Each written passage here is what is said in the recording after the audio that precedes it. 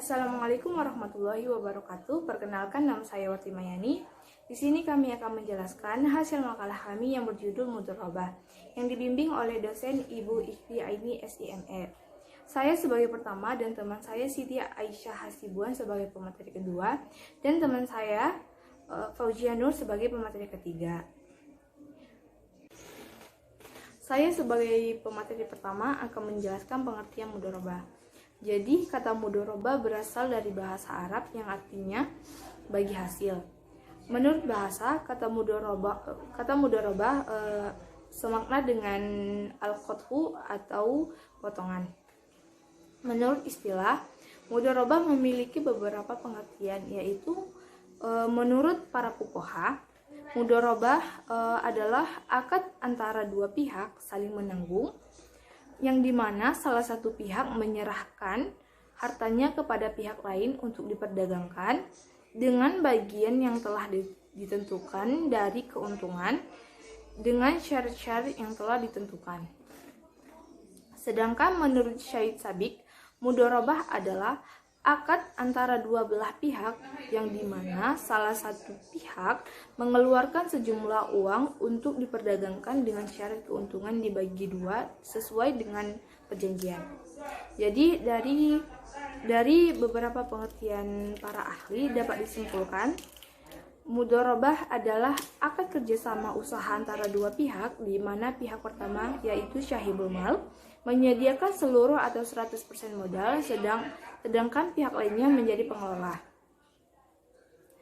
Keuntungan usaha mudharabah dibagi menurut kesepakatan yang telah dituangkan dalam kontrak, sedangkan apabila rugi ditanggung oleh pemilik modal selama kerugian itu tidak diakibatkan dari kelalaian si pengelola. Dasar hukum mudharabah. Jadi, dasar hukum mudharabah yaitu Al-Quran, hadis, dan ijma'. Di dalam Al-Quran tidak disebutkan dengan jelas tentang mudharabah. Walaupun demikian, para ulama di kalangan muslim telah sepakat tentang bolehnya melakukan kerjasama semacam perniagaan ini.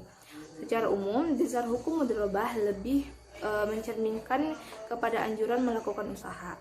Sedangkan menurut dari Al-Hadis diriwayatkan oleh Ibnu Majah bahwa Nabi SAW bersabda, terdapat berkat pada tingkat transaksi, yaitu penjualan kredit, mudharabah, dan pencampuran gandum dengan jelai untuk konsumsi rumah tangga, bukan untuk perdagangan.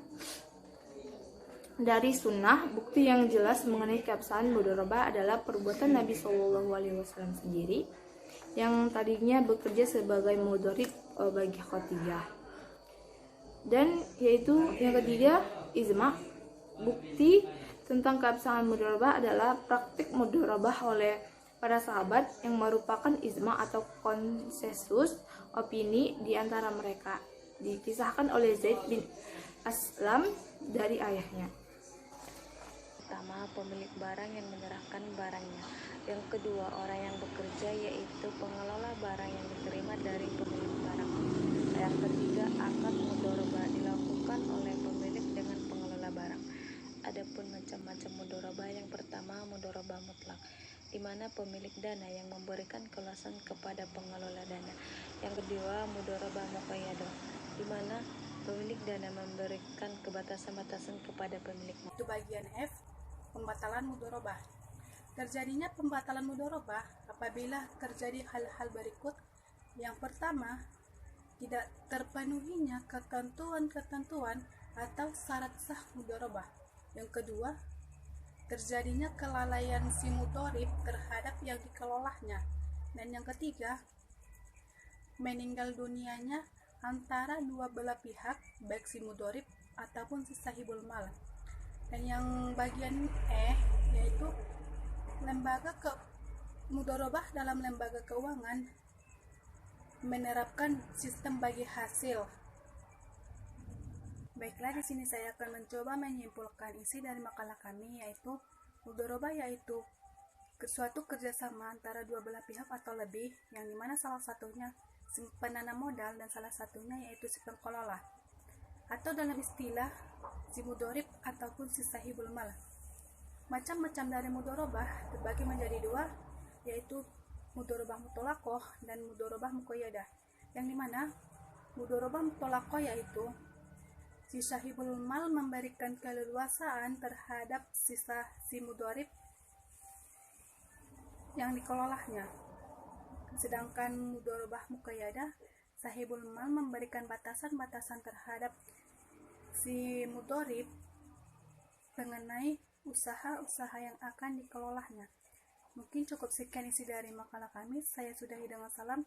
Assalamualaikum warahmatullahi wabarakatuh.